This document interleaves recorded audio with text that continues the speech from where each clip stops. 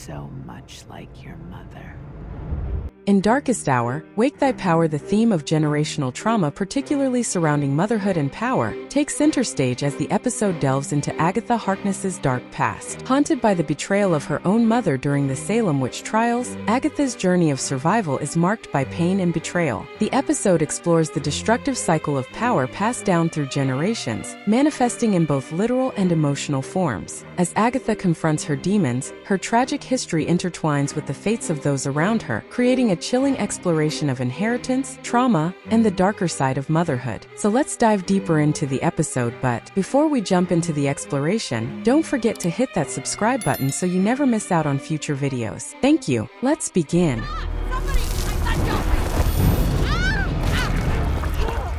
Agatha All Along Episode 5 explored. As the episode opens, viewers are immediately thrust back into Agatha's dark past with the Salem witch trials, where she was condemned by her own mother and coven. This memory serves as a haunting reminder of the torment and betrayal that shaped Agatha Harkness into the villain she's become. We see her tied to the stake, a powerful image of a woman condemned not just for her actions, but for the potential of power she held. Her own mother, e05, unable to see beyond her fear of Agatha's strength, tried to destroy her daughter rather than nurture her abilities. But Agatha survived and thrived in the most sinister way. Draining the life force of her coven, Agatha became something much darker, refusing to be a victim again. This moment of betrayal is central to the narrative, as the Salem 7 emerge later in the episode as literal manifestations of the generational wounds left by this betrayal. These creatures, born from the bodies of the witches Agatha once drained, hunt her down in the present. It's a poetic twist. Agatha's actions are not without consequence, and the dead do not rest easily. Agatha's journey, however, is not solitary, as we see her interacting with a diverse group of witches and characters, each of whom brings a different perspective to her plight. Rio, in particular, sees Agatha not just as a villain, but as a tragic figure shaped by the cruelty of her mother. There's an empathetic thread here that suggests Agatha, despite her power-hungry ways, is as much a victim of circumstance as anyone else. The Salem witch trials and her mother's condemnation left deep scars, and Rio's understanding of this, though begrudging, adds a layer of complexity to the narrative. Even though she seems intent on harming Agatha, her actions suggest a conflicted desire to understand the woman who once stood at the stake. The group's escape on broomsticks, while initially played for humor with comments about the cliched nature of such an escape, takes a turn for the worse as they encounter the horrors of the road.